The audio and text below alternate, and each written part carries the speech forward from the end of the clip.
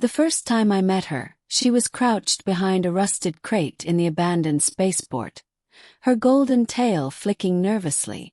I thought she was some kind of scavenger at first, until she turned her head and I saw her eyes.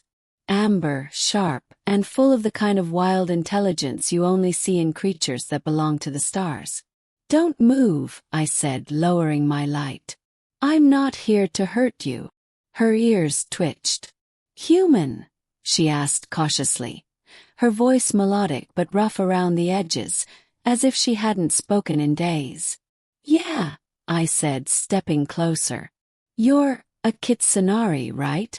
She tilted her head, the tips of her furred ears brushing the edge of her hood. "That's what your kind calls us. I prefer Saran." Tren. The name fit her. Sleek, strange, and just a little dangerous. She stood to her full height, a head shorter than me, but the confidence in her gaze made her seem taller. She was beautiful in an uncanny way. Human enough to draw you in, alien enough to make you forget to breathe. It started as curiosity.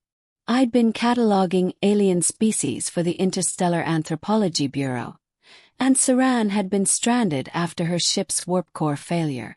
She'd taken refuge on Titan's scrapyard district, scavenging parts to fix her ship. I offered to help.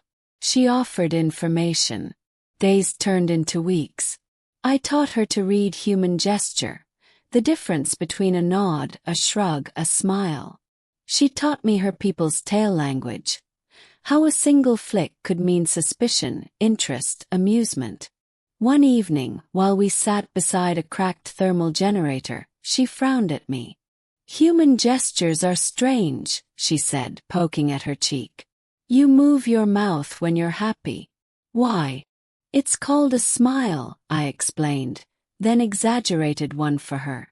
She blinked, then tried to mimic it.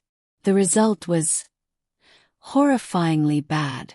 Her teeth, sharp and perfect, made it look more like a threat. "Not like that," I said, chuckling. "That's a snarl. Here, try a smirk first, it's easier." "A smirk?" she echoed, the word strange in her accent. "Yeah, like this." I tilted one corner of my mouth, playful, teasing. "It's what humans do when they're amused, or flirting." Her ears perked. "Flirting?" I regretted it instantly. It's when you're trying to show someone you like them. Sort of." Her tail swished once. "Show me." "Show you what?" "Flirt." I choked on my drink.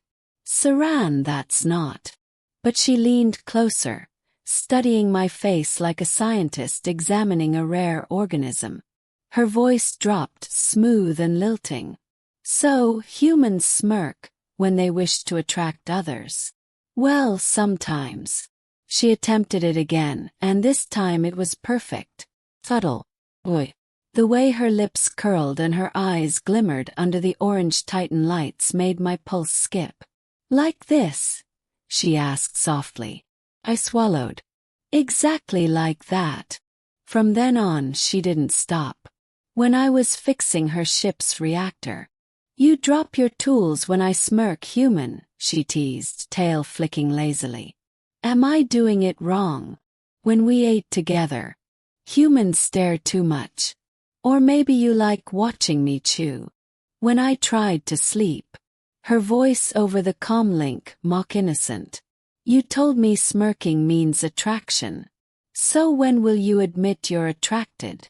I'd never met someone so relentless. And yet, I didn't mind. She learned quickly about humor, about teasing, about warmth. She'd started out so guarded, her tone sharp, her movements wary. But now she laughed easily, played with words, flicked her tail against my arm just to see my reaction. And one night, when her ship was finally repaired, I realized I didn't want her to leave. We stood at the edge of the launch pad, the pale mist of Titan's atmosphere swirling around us. Her ship hummed ready. She looked up at me with that infuriating, perfect smirk. "You taught me this," she said, touching the corner of her mouth. But you didn't teach me what to do after. What do you mean? I asked quietly. Her gaze softened. When you teach someone to smirk, and they decide they only want to do it for you. My breath caught. Saran. She stepped closer, close enough that I could see the faint shimmer of bioluminescence beneath her skin. You humans make everything complicated. On my world, if someone teaches you something that changes you, you stay with them. It's our way. I hesitated. You mean stay here? With me? Her tail brushed against my hand. Slow, deliberate. Unless you'd rather I stop flirting. I laughed, shaking my head. That's impossible now. Weeks passed. Her ship never left orbit. We moved into an old habitat dome by the scrapyard's edge, converting it into something that almost felt like home. She smirked at me every morning over coffee, every evening under the twin moons. She flirted with abandon, always finding new ways to make me blush. But sometimes when she thought I wasn't looking, I caught her watching me with something deeper, something neither of us dared name. One night she climbed onto the roof, tail swaying lazily, and looked down at me. Human, she said, that smirk tugging at her lips again. When I first met you, I thought your smiles were strange. Oh yeah, I said, folding my arms. And now, she said softly, I think they're contagious. Then she leaned down and kissed me. Slow, teasing, utterly confident. And I realized I hadn't just taught a foxwoman how to smirk. I'd taught her how to love. Weeks passed, and Saran's ship stayed where it was, parked beneath Titan's hazy sky like it had no intention of ever leaving.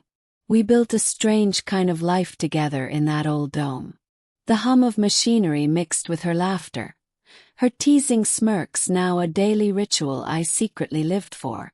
Every morning she'd wake before me, tail brushing my arm, whispering, "Your turn to make breakfast, human." Every evening she'd steal my tools under the excuse of learning how to repair engines, but mostly to see how far she could push me before I caught her. And yet, beneath the banter, something softer grew. Unspoken but ever-present. She'd smirk less when she was tired, smile more when she thought I wasn't watching.